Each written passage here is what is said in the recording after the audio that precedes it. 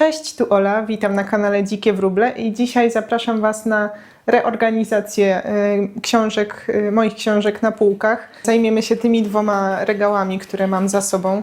Na początku trzymałam się dzielenia książki na kategorie gatunkowe i całkiem mi to dobrze szło, ale później zaczęłam po prostu je już wkładać gdzie popadnie i no nie ma tam zbyt dużego porządku, ale mam taki plan, żeby podzielić książki, oprócz tego, że gatunkami, to na te, które przeczytałam i których nie przeczytałam, podzielić je po prostu między te dwa regały. Tu będą przeczytane, a tu nieprzeczytane, albo na odwrót, może na odwrót.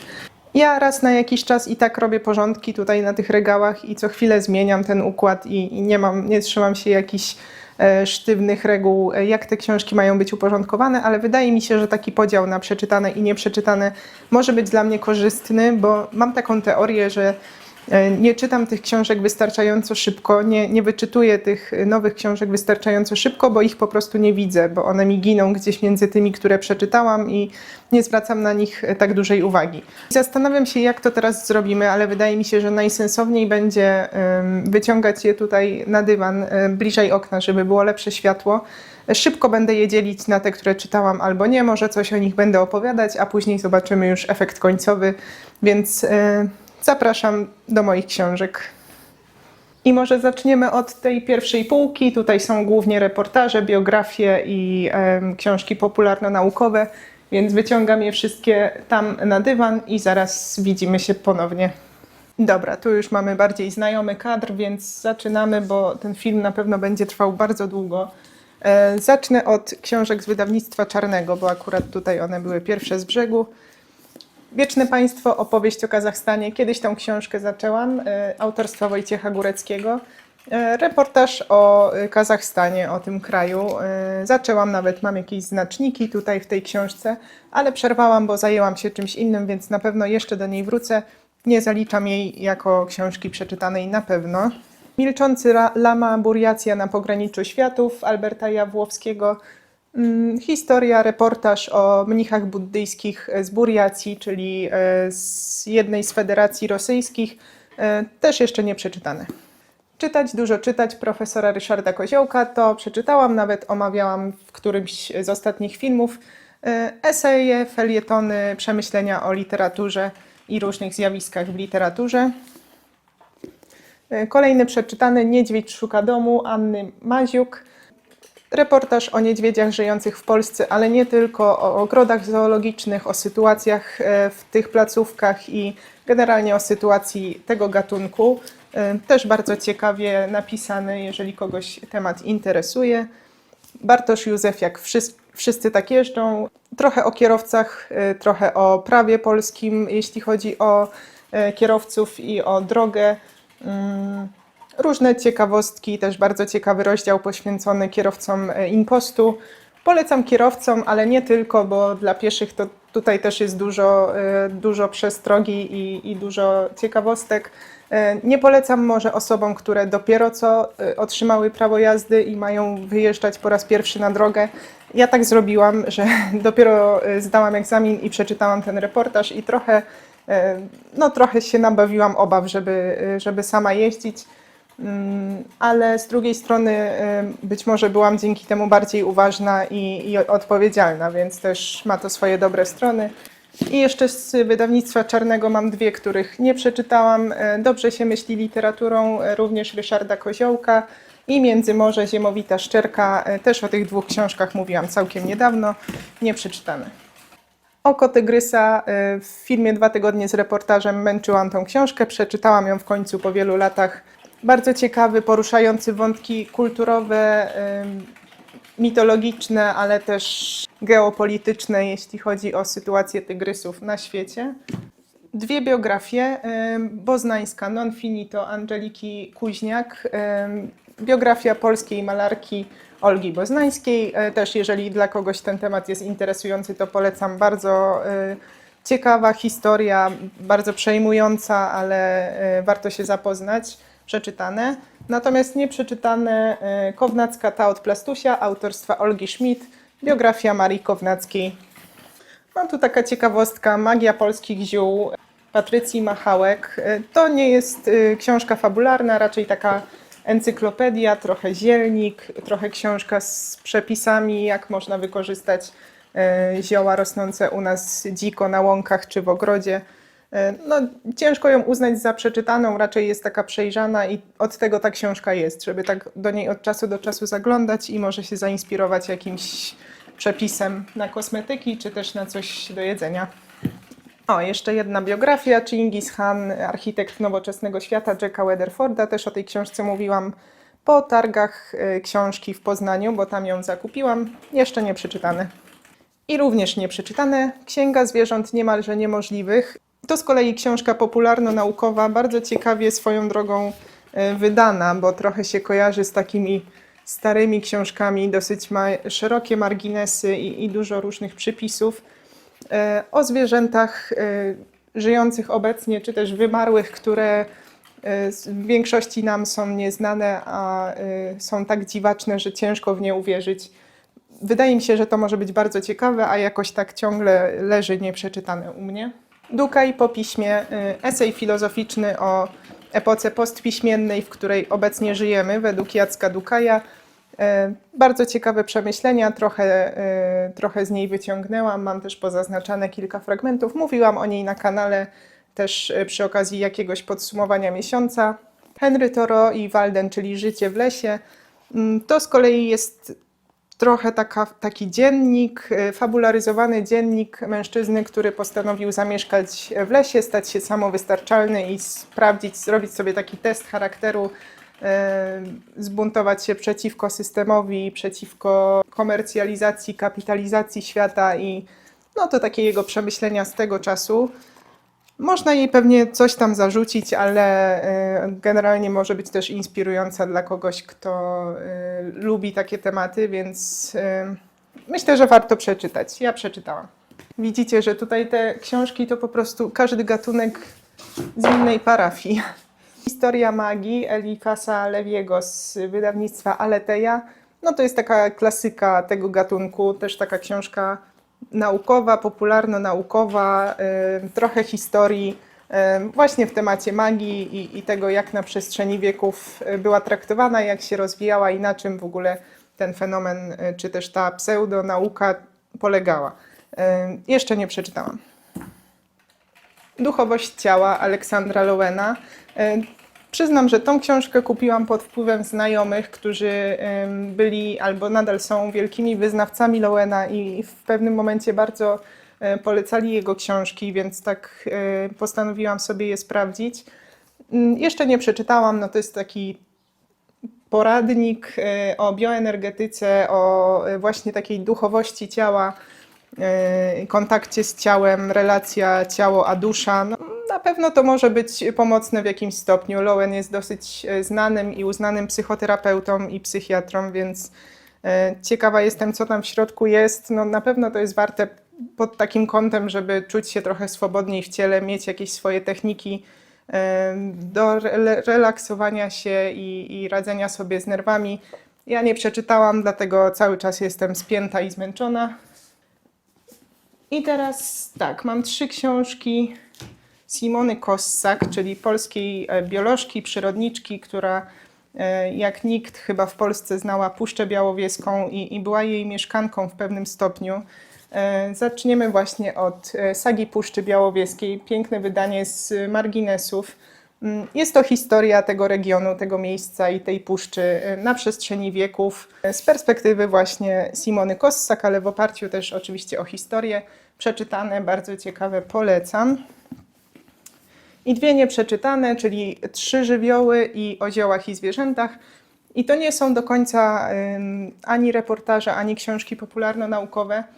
To znaczy są popularno-naukowe w pewnym sensie, bo o ziołach i zwierzętach to jest raczej taki zbiór pojęć o roślinach i zwierzętach, raczej taki słowniczek też do zerkania sobie od czasu do czasu niż od takiego czytania od deski do deski. I 3 żywioły jest bardzo podobne w tym sensie, że też to jest zbiór pojęć i różnych zjawisk, które dzieją się w przyrodzie, ale w oparciu o 3 żywioły, wodę, powietrze i ziemię. Na pewno jest to bardzo wartościowe i ciekawe, no niestety jeszcze nie przeczytałam, jeszcze to na mnie czeka. Książki, które już na tym kanale się pojawiały, czyli Byung-Chul Han, Społeczeństwo zmęczenia i inne eseje. No jak tytuł wskazuje, eseje o społeczeństwie, o cywilizacji, o problemach cywilizacyjnych i globalnych. Jeszcze nie czytałam. I Ścieżki za Kaukazem Katarzyny Nizinkiewicz, reportaż podróżniczy, też jeszcze nie przeczytany. Tu nie wiem dlaczego, ale znalazła się też Olga Tokarczuk i Czuły narrator, czyli książka znana jako pierwsza książka po Noblu, zbiór esejów i felietonów, też dotyczących różnych sytuacji społecznych, ale też literackich. Wolę jednak Olgę Tokarczuk w prozie i w różnych historiach niż w takich esejach, no ale mam i to jest przeczytane. I dwie ostatnie. Tryptyk wschodni Chiny, Tybet, Mongolia Elżbiety Sęczykowskiej. To jest książka popularno-naukowa o tych trzech krajach, regionach, ich współzależnościach, historii, kulturze. Też bardzo ciekawa i bardzo dużo różnych ciekawostek, dużo fotografii. Ja to już czytałam, ale to jest dla mnie tego typu książka, którą chętnie przeczytam jeszcze raz. No ale teraz kładę ją na stos przeczytanych. A to taki ciekawy esej o elfach, faunach i wróżkach, o folklorze, napisanych przez szkockiego autora Roberta Kirka. Jeszcze nie czytałam, w sumie nie pamiętam, jak ta książka do mnie trafiła, ale cieszę się, że ją mam, na pewno kiedyś po nią sięgnę. Tym bardziej, że rzadko czytam po angielsku, więc na pewno warto będzie sobie poczytać coś takiego. I to by była pierwsza półka. Ja idę teraz po drugą. Mamy tak mniej więcej po połowie tych książek jak na razie. A na drugiej półce zaczyna się już literatura piękna, więc idę je przynieść, te książki. Muszę chyba trochę przyspieszyć, żeby ten film nie trwał 2 godziny. Ale no dobra, lecimy dalej. Julian Kawalec w Słońcu, polska klasyczna literatura. Bardzo króciutka historia, w zasadzie opowiadanie na 70 stron. Tego jeszcze nie czytałam. Jeśli chodzi o Juliana Kawalca, to czytałam zbiór opowiadań Ziemi przypisany i tańczący jastrząb i całkiem mi się to podobało. Trochę to takie z gatunku Tadeusza Nowaka, więc jeżeli ktoś lubi taką wiejską, dosyć surową prozę, to może spróbować Juliana Kawalca. To może zrobimy tak zbiorczo, bo to są wszystkie książki Olgi Tokarczuk, które posiadam. Paradoksalnie nie ma tu mojej ulubionej książki, czyli Prawiek i inne czasy. To jest moja ulubiona książka Olgi Tokarczuk. I tutaj w zasadzie mam wszystko przeczytane i teraz właśnie zorientowałam się, że mam 2 wydania ostatnich historii. Nawet o tym nie wiedziałam wcześniej, jakoś mi to umknęło, więc może jedną przekażę gdzieś dalej. Ale tak, one wszystkie idą na stos książek przeczytanych. Kolejny zestaw, czyli wspaniały Wiesław Myśliwski. Z tych książek przeczytałam 2, 2 nie przeczytałam. Zaliczone mam Traktat o łuskaniu fasoli i Widnokrąg, o którym też kiedyś opowiadałam w filmie. Natomiast Kamień na kamieniu i Pałac jeszcze na mnie czekają. Mam nadzieję, że wkrótce się za nie zabiorę. Tutaj widzę, że mam tak mniej więcej wszystko posegregowane, bo teraz z kolei 3 książki Italo Calvino, Nasi przodkowie, Jeśli zimową nocą podróżny i Po co czytać klasyków. Z tych 3 czytałam Naszych przodków i bardzo mi się podobała ta książka. To było moje pierwsze spotkanie z tym autorem i zupełnie nie wiedziałam, czego się spodziewać. Natomiast otrzymałam wspaniałą prozę, pełną magii i jakiejś urokliwości i jednocześnie wspaniałego humoru i takiej ostrości myśli i bardzo mi się to podobało. Od razu, od pierwszych zdań już to polubiłam i to jest akurat zbiór opowiadań, chyba 3 opowiadań, jeśli dobrze pamiętam, więc też bardzo polecam. Myślę, że na początek to jest super. Natomiast te 2 jeszcze są nieprzeczytane, więc się o nich nie wypowiadam. Fauna północy, też bardzo ciekawy zbiór opowiadań Andrei Lundgren. Tutaj każde opowiadanie dotyczy relacji człowieka z naturą, głównie, no oczywiście ze zwierzętami, jak tytuł wskazuje. Są trochę nierówne, są lepsze i gorsze, ale niektóre bardzo mi się podobały, więc też to był mój początek z literaturą skandynawską, którą powolutku sobie odkrywam i jak na razie zawsze mi się podoba, więc polecam, jeżeli ktoś nie zna. A, to jest przeczytane. Teraz 2 może mniej popularne książki, czyli Jakub Wiśniewski, Myja i Robak. Szczerze mówiąc, nie za bardzo pamiętam fabułę tej książki, ale podobał mi się styl pisania. Jeśli chodzi o autora, Jakuba Wiśniewskiego możecie kojarzyć z zespołu Kirschenbaum. Jest tam gitarzystą i wokalistą, a przy okazji również autorem od jakiegoś czasu. No ale tak jak mówię, nie za bardzo pamiętam tą historię akurat. W każdym razie na pewno ją przeczytałam. Robak dużo bardziej zapadł mi w pamięć, bo to była szalona i bardzo brutalna książka dotycząca pornografii i problemu uzależnienia z pornografią, z którym mierzy się główny bohater. Nie podobało mi się zupełnie, jak się ta książka skończyła, w jaki sposób ta historia została rozwiązana. Przez to zakończenie cała energia i całe wrażenie w ogóle opadło po przeczytaniu tej książki. No ale myślę, że to jest też podjęcie się pewnego trudnego tematu, chociaż ona jest naprawdę niesmaczna i obrzydliwa momentami i ciężko się ją czyta. No ale tak informuję, że taka książka jest, jeżeli ktoś byłby zainteresowany, ja przeczytałam. Małe opowiadanie Popołudnie Fauna Jarosława Mikołajewskiego. Ja bardzo lubię poezję pana Jarosława Mikołajewskiego i lubię oglądać również z nim wywiady, bo wydaje mi się bardzo urokliwym i dobrym człowiekiem. Też o fabule nie opowiem, bo nie pamiętam jej, ale na pewno to przeczytałam. Nie wiem, czy też tak macie, że mimo, że przeczytaliście jakąś książkę, to ta fabuła po jakimś czasie no, nie zostaje w głowie. Nie wiem, ja tak mam dosyć często z książkami i staram się nie mieć sobie tego za złe, no tak działa moja głowa, że nie pamiętam zawsze wszystkiego. Ale wydaje mi się, że to jest chyba powszechne, jak się czyta trochę więcej książek, że te fabuły po jakimś czasie po prostu się zacierają. 4 książki z wydawnictwa ArtRage. Na pewno mam jeszcze 2, ale gdzieś dojdziemy do nich na jakimś etapie. Ja, która nie poznałam mężczyzn, świetna dystopijna książka, bardzo ją lubię. Opowiedz im o królach, o bitwach i słoniach Matiasa Enarda. To jest jak na razie moja ulubiona książka z tego wydawnictwa i w ogóle jedna z moich ulubionych książek, jakie przeczytałam w życiu. Plemię Michała Trusewicza, tego nie przeczytałam. Zły syn Jarka Skurzyńskiego, niestety bardzo mi się ta książka nie podobała i przy okazji, jak już robię porządki, to odkładam ją, żeby ją wydać dalej. Isabel Allende jeszcze nam tutaj została. Mam 4 książki. Z nich na pewno przeczytałam opowieści Eweluny i Ewa Luna. O tej książce opowiadałam na pewno na kanale. I mamy jeszcze Portret w sepi i Dom duchów z tej takiej jednolitej serii. Jeszcze jest 3 tom, czyli Córka Fortuny, którą przeczytałam, ale której nie mam. Natomiast tych 2 jeszcze nie czytałam. I ostatnia książka z tej półki, Dziewczę ze Słonecznego Wzgórza Bjornsona. Tego też jeszcze nie czytałam. Podejrzewam, że to taka obyczajowa historia gdzieś osadzona na północy z tej ładnej serii dzieł pisarzy skandynawskich, tylko w tych starych wydaniach. Więc też na pewno po nią sięgnę. Myślę, że może nawet w najbliższe lato.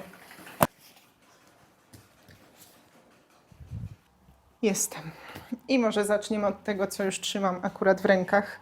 To jest akurat poezja i to możemy uznać za rzecz nieprzeczytaną, bo mimo, że znam część wierszy z niektórych tych tomików, no to nie mogę powiedzieć, że przeczytałam od deski do deski i z poezją też jest tak, że raczej się do niej wraca od czasu do czasu, więc możemy uznać za nieprzeczytaną. Tutaj mam Stafa, Wisławę Szymborską, takie zbiorcze wydanie, Leśmiana, o którym też mówiłam całkiem niedawno, i Urszulę Kozioł, więc to wszystko idzie na książki nieprzeczytane.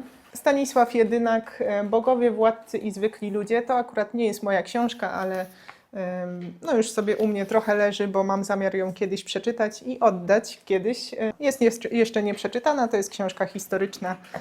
Haruki Murakami, Norwegian Wood, było nawet w jednym z ostatnich filmów. Cortázar, Graf Klasy, jeszcze nie przeczytałam, też bardzo popularna książka. Podobnie jak Blaszany Bębenek Güntera Grassa, też jeszcze nie czytałam. Mokradła też były w jednym z ostatnich filmów. Wspaniała historia, bardzo wzruszająca, magiczna, oniryczna, o północnej przyrodzie i relacjach człowieka z przyrodą i z folklorem. Bardzo ciekawe. Na tej ziemi też z tej serii dzieł pisarzy skandynawskich nieczytane i to jest Theis Orntoft. Mój rok relaksu i odpoczynku, Otessa Moszwek. Czytałam chyba w zeszłym roku, było w porządku, całkiem się w nią wciągnęłam, ale no jakoś nie została mi w głowie na dłużej. Tutaj mamy historię dziewczyny, która na rok wyłącza się z życia poprzez różne środki farmaceutyczne i w ten sposób próbuje sobie radzić z żałobą, z jakimś rozczarowaniem i z życiem, żeby po roku wejść w nie z powrotem wyspaną, wypoczętą i pełną sił. No, warto przeczytać, zobaczyć jak się kończy. O, tutaj mam jeszcze jeden tomik, Ostrowska, Wybór poezji, Biała godzina. Też jeszcze nie zerkałam tam do środka.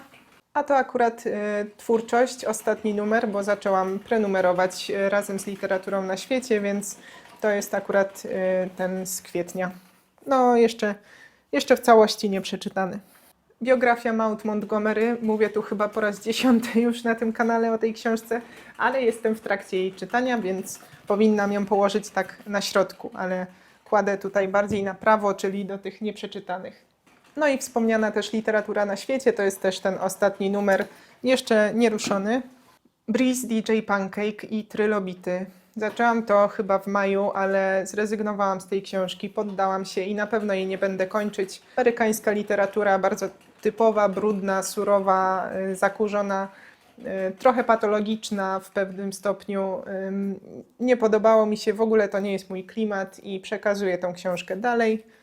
Tu nam się zaplątał jeszcze Italo Calvino, Trudne miłości, zbiór opowiadań, też jeszcze nie czytane. To są moje plany na wiosnę swoją drogą.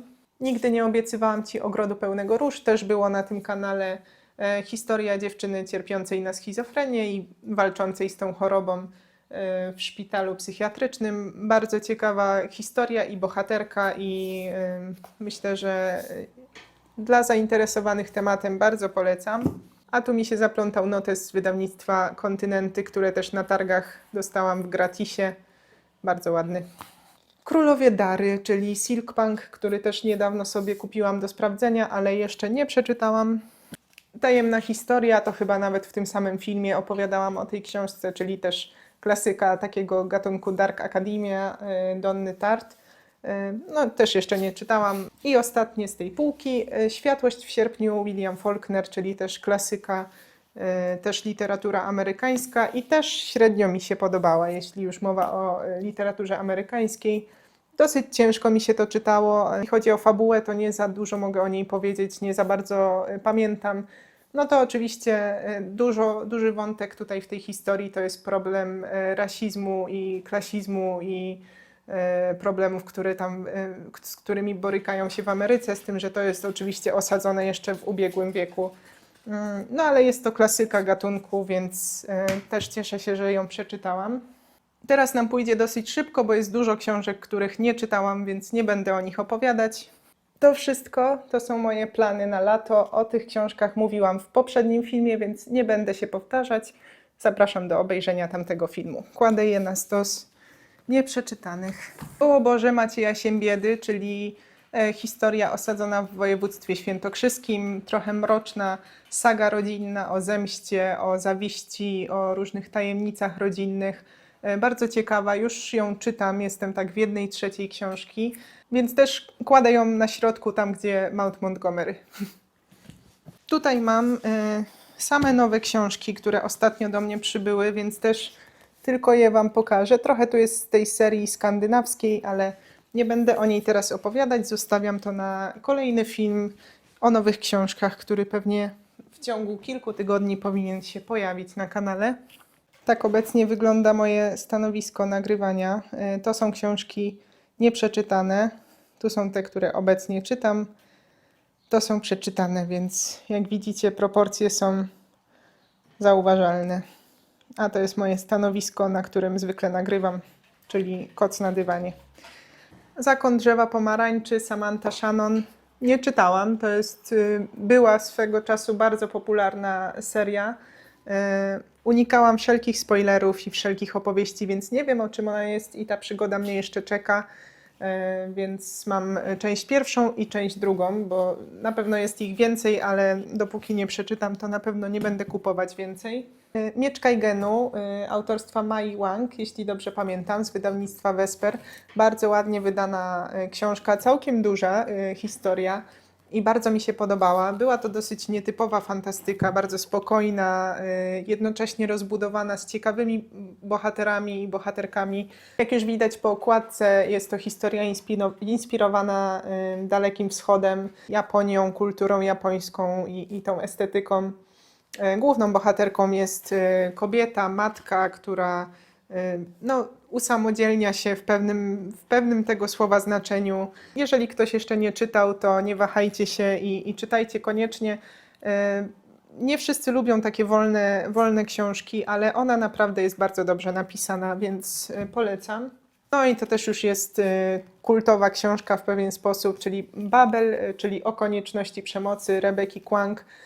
Nie jest to moja ulubiona jej książka i taką Kwang mam tak, że czytałam Wojnę makową i Yellowface. Wojna makowa najbardziej mi się z tego wszystkiego podobała i mam wrażenie, że Rebeka Kwang trochę zaczyna za bardzo moralizować w tych swoich książkach i jakoś mi to zaczęło przeszkadzać. Zorientowałam się, że nagadałam się 20 minut o 2 kolejnych półkach, ale był wyłączony mikrofon, więc muszę to teraz jakoś cofnąć i powiedzieć jeszcze raz.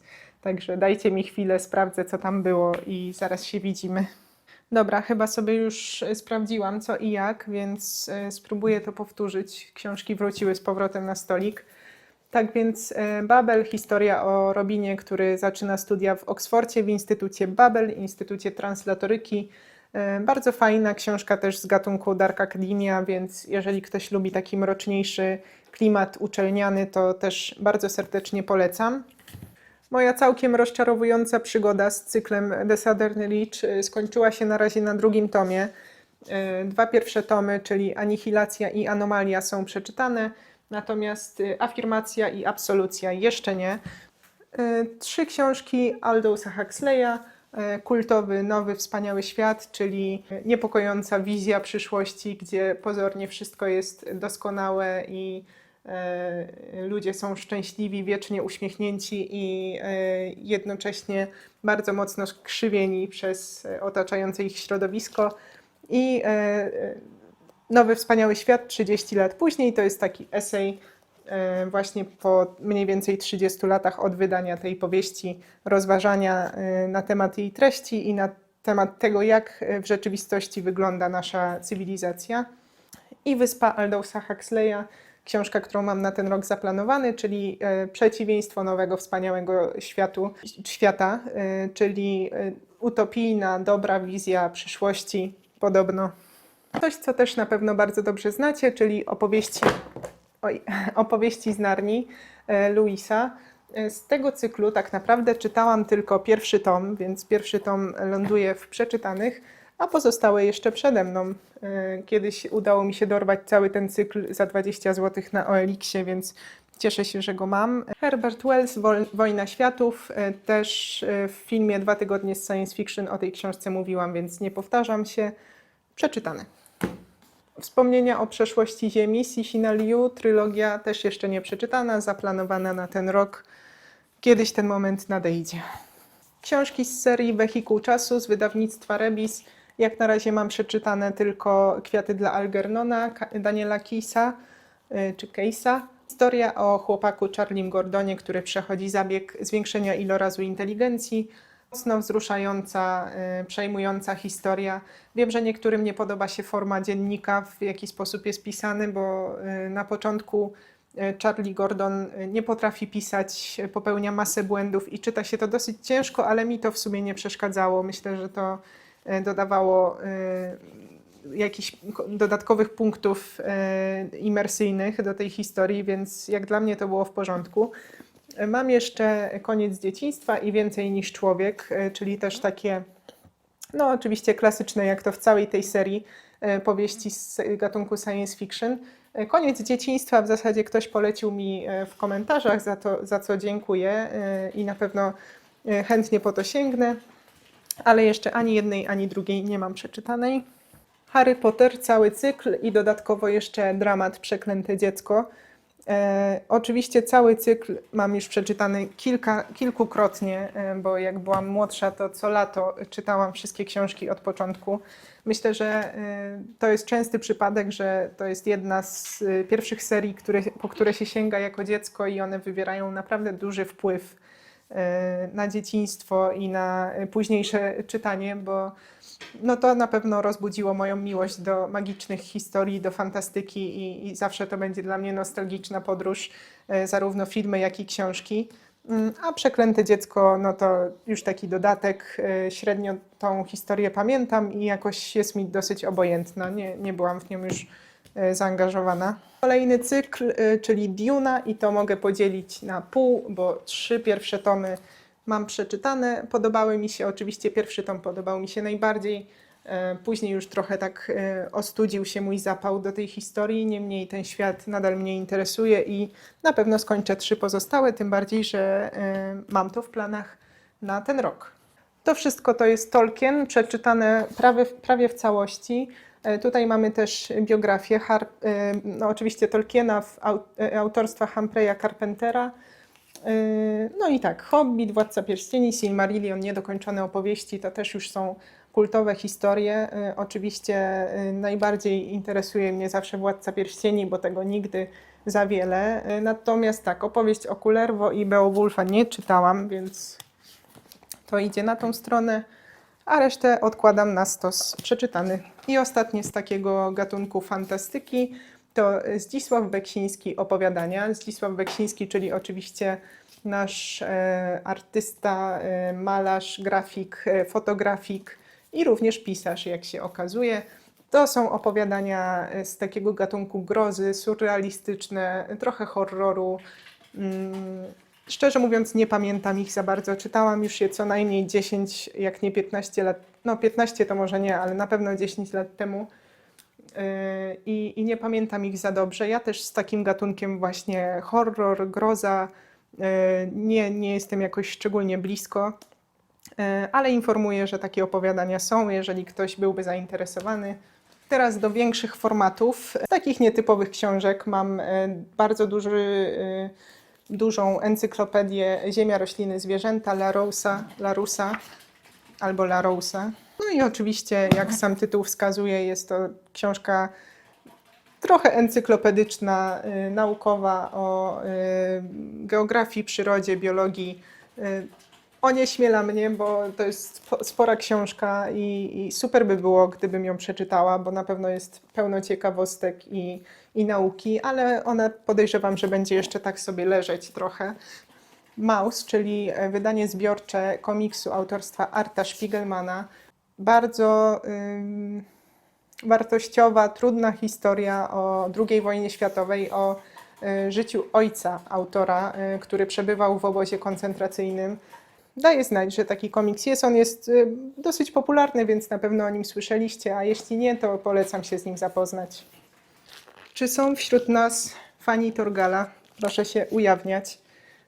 Mam na razie 16 tomów, zaczęłam je zbierać w zeszłym roku. Nie wszystkie są takie łatwo dostępne, wbrew pozorom. To są te wydania po 2020, więc wznowienia. I ja przeczytałam mniej więcej do tomu 8, jeśli się nie mylę. Bo jeśli chodzi o komiksy, nigdy nie czytałam komiksów jako dziecko, więc też z tym gatunkiem się trochę oswajam. To jest oczywiście kultowa już przygodowo-fantastyczna historia o Torgalu z rysunkami Grzegorza Rosińskiego, ze scenariuszem Van Hama, osadzona w takiej północnej estetyce wikingów. No nie będę tutaj za dużo o tej serii opowiadać, bo są ludzie dużo bardziej obeznani w niej niż ja dopiero ją odkrywam, więc jeszcze sporo przede mną. I również z rysunkami Grzegorza Rosińskiego. Mam 2 tomy tych wydań zbiorczych komiksu Jans. Brakuje mi jeszcze 3, ale obu nie czytałam, więc też nie wypowiadam się o nich. Natomiast komiks, który przeczytałam, czyli Dzicy Lucy Lomowej, czeskiej autorki. I jest to historia o biologu, przyrodniku, naukowcu, który wyjeżdża do Ameryki Południowej i przywozi ze sobą z powrotem Indianina. Jest to też bardzo fajna, ciepła historia o dosyć nietypowej przyjaźni, a jednocześnie pokazująca taki absurd egzotyki i tego, co jest egzotyczne dla nas, a co może być egzotyczne dla ludów rdzennych, na przykład z Ameryki Południowej. No było to dosyć takie ironiczne, ale w takim pozytywnym tego słowa znaczeniu. Już się tam robi pusto z tyłu, ale zostało nam już naprawdę niewiele. Teraz trochę klasyki. Władca much Williama Goldinga, o tej książce też mówiłam. Świetna opowieść o chłopcach uwięzionych na bezludnej wyspie, którzy próbują zbudować społeczeństwo od nowa, co doprowadza do totalnej katastrofy. Moje stare wydania Ani z Zielonego Wzgórza, oprócz tej wersji po angielsku z naszej księgarni, to są dla mnie naprawdę specjalne, nostalgiczne książki. Są zniszczone zupełnie, poklejone na każdy możliwy sposób, no ale były czytane naprawdę wielokrotnie i na pewno jeszcze będą nieraz, więc one mają specjalne miejsce na mojej półce, jak zawsze. Tutaj też po przejściach wydania Edwarda Stachury, takie zbiorcze opowiadań, wierszy, powieści, dzienników, notatek. Być może część z Was też zna tą serię, tą taką jeansową, klasyczną. Dawno po to nie sięgałam, no ale Edwarda Stachurę też całkiem lubię i dobrze wspominam. Tajemniczy Ogród, też klasyka, przeczytane. Mistrz i Małgorzata, też na kanale mówiłam, przeczytane. Emilka z Księżycowego Nowiu to jest dla mnie nowość, którą przeczytałam teraz w maju. Oczywiście Lucy Maud Montgomery. Chętnie sięgnę dalej po ten cykl. Nie wiem, dlaczego nigdy po niego nie sięgałam wcześniej. Tym bardziej, że po co nie sięgnę Lucy Maud Montgomery, to zawsze mi się podoba, więc to na pewno będę kontynuować. Stare wydanie Chłopów też dla mnie nostalgiczne. Oczywiście wspaniała powieść, jedna z książek mojego życia, na pewno też czytana wielokrotnie. I tu z tej serii Piwu też mam kilka książek, między innymi Reymonta, Ziemię obiecaną, jeszcze nie przeczytaną, i Tołstoja, Wojnę i pokój w takim czterotomowym wydaniu też jeszcze nie czytałam. Wichrowe Wzgórza, o tym będzie w podsumowaniu maja. Znalazła się tutaj książka Wielka, Większa i Największa, czyli bajka Jerzego Broszkiewicza, jeszcze jej nie czytałam. I baśnie Andersena też w całości nigdy nie były czytane. No ale to jest ta seria jeszcze z serii dzieł pisarzy skandynawskich w tych starych wydaniach z wydawnictwa poznańskiego, więc do kompletu, no nie w całości. I jeszcze ostatnia półka z książkami naukowymi i podręcznikami, które w większości, jeśli nie wszystkie stąd, są nieprzeczytane, więc powiem o nich tylko tak zbiorczo. Możecie sobie zatrzymać i podczytać tytuły, które tutaj widzicie. Część z nich były zbierane w czasach moich studiów, więc obracają się wokół tych samych tematów Azji Środkowej, Mongolii i kultury tego regionu, kultury i historii. Natomiast tutaj z tej strony mamy podręczniki do polskiego, które też może kojarzycie. Tam jest Gierymski, to jest Gierymski album z obrazami. Tutaj jest Jung, Psychologia i Alchemia, a to baśnie tybetańskie. Natomiast tutaj wyżej mamy cykl o filozofii z wydawnictwa Meandry Kultury. Ja nie za bardzo przepadam za tymi wydaniami. Pomijając to, że niezbyt mi się podobają wizualnie, to często są też kiepsko zredagowane, jest w nich dużo błędów i ciężko się je czyta, jakoś tak nie są zbyt przyjazne. No ale tutaj mam kilka takich, które mnie interesowały. One zwykle w księgarni, w której się zaopatrywałam, były bardzo tanie, więc tak jakoś tak się uzbierało ich tyle. Są do góry nogami, więc może Wam przekręcę, żeby było łatwiej czytać. O, teraz możecie sobie zatrzymać i przeczytać, co tutaj jest dokładnie. Nie będę opowiadać o każdej po kolei, no bo wszystkie są nieprzeczytane. I jeszcze tutaj mam kilka poświęconych nihilizmowi. Jakoś tak w pewnym etapie byłam ciekawa i kupiłam sobie parę książek z tego tematu, ale też jeszcze żadna nie została przeczytana. Więc tak, to jest stosik książek naukowych, które jeszcze przede mną. I tak wygląda całość, to jest nasza obecna sytuacja. Książki przeczytane i książki nieprzeczytane. No, widać, czego jest więcej, ale Podejrzewam, że będzie bardzo duża satysfakcja, jak już ułożę je wszystkie na regale, więc widzimy się chyba już po ułożeniu. Trzymajcie kciuki, żeby mi to nie zajęło pół dnia.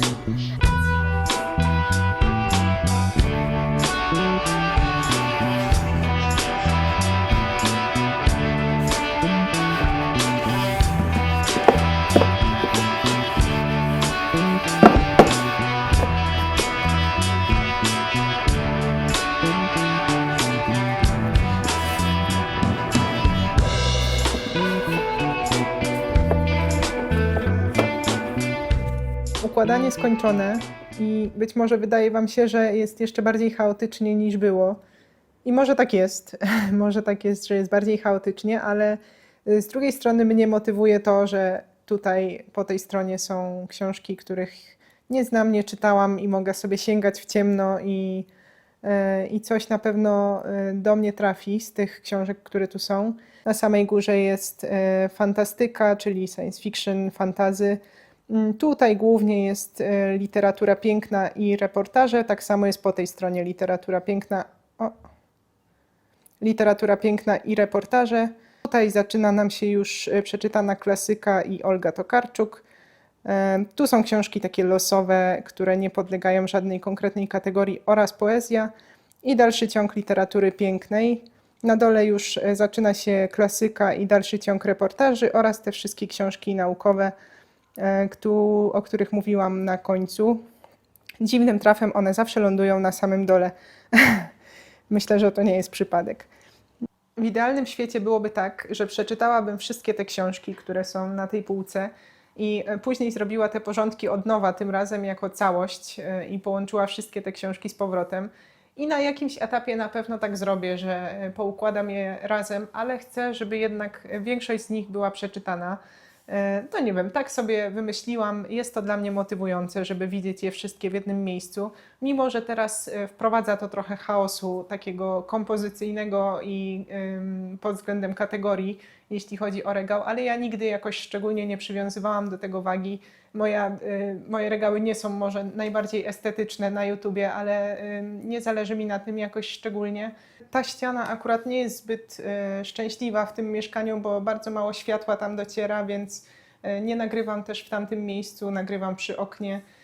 Może kiedyś przy okazji jakiegoś przemeblowania poukładam to inaczej, ale na razie jest jak jest. Swoją drogą, kiedyś przygotowałam sobie takie koło fortuny w aplikacji na telefonie, która losuje mi książki z mojej listy na Goodreads, które mam zaznaczone, że chcę przeczytać.